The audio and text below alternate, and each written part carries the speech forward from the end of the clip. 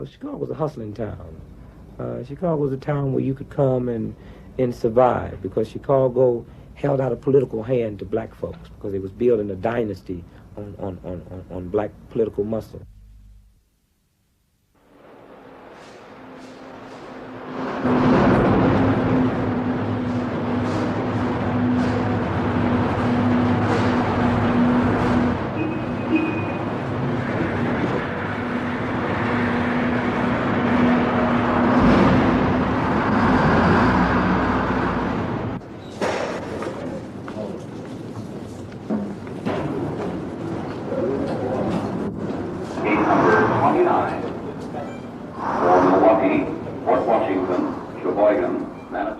Chicago has always been a magnet for black people.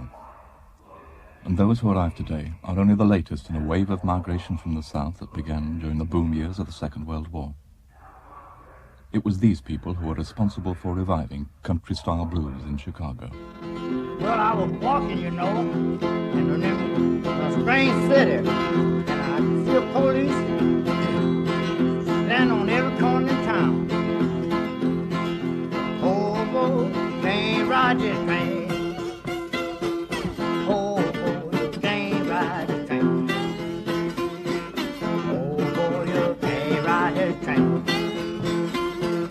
Oh, boy, you can't ride this train. Well, then I got scared. Everywhere I look, I see a police. Scared to stay here, I'm scared to leave this town. I'm scared to stay here, I'm scared to leave this town. Scared to stay here, I'm scared to leave this town. Police stand on every corner in town.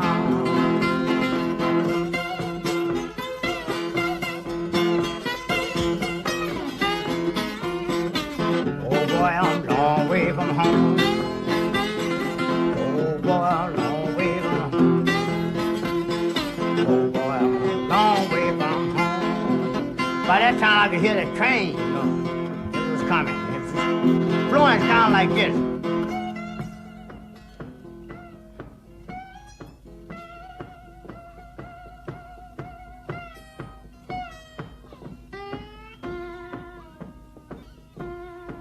Then the bell started ringing.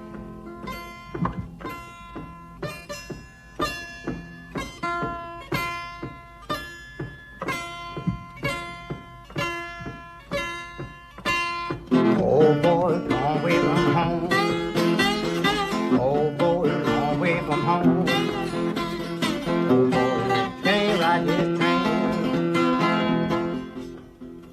Johnny Lewis is a house painter, and he learned to play the guitar in Georgia in 1919. Yeah, that's the hobo blues. So you like it? He came to Chicago in 1943. Met up with a man while I was sitting there drinking coffee like I'm just now. Mr. Bradford.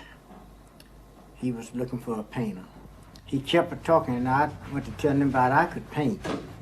And he said, you talk Southern. And I said, well, yes, just only been here a day and a night. I said, but I would like to work. He said, well, what they was paying you down in Georgia?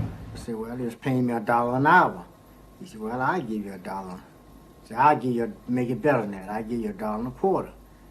Which I didn't know. I thought it was pretty good. And I went on and took it. Yeah. Yeah.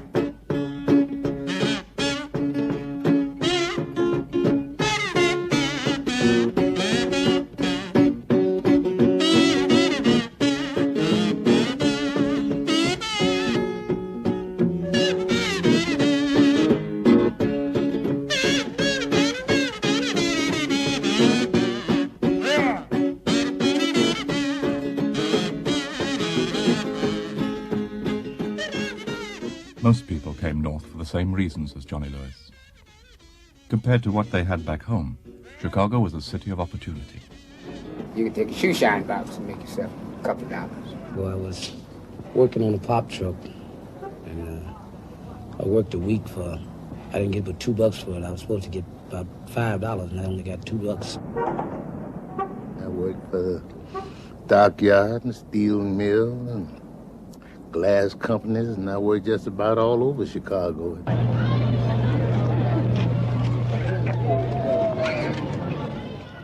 There were jobs. And for the blues singers who came north, there was at least the opportunity to play at places like the Maxwell Street Market.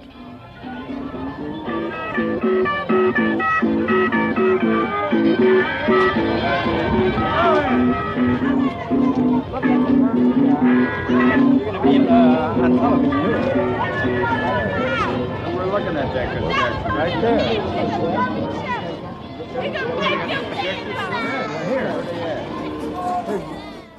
Blues is black man's music. Its rhythm and the style of its vocal expression are derived from African forms. Its harmonies and chord sequences are based on old British ballads and white Protestant hymn tunes. The end product is unique. It comes directly from the people who sing it. The blues, you know, is a story of life, but it all depends on the life you live. And but down south, most of them made up their songs as they went along. And if he was catching a mule to work with or something, and the mules that he hadn't been working with, maybe his shoulder was sore from pulling a plow or pulling a heavy load or something like this. This is how these type of songs was made. And he would get to thinking about his mule got shoulder sore and all like this, and he'd just make a song. Maybe the song would go something like this. Say, he would walk out and say, "Oh,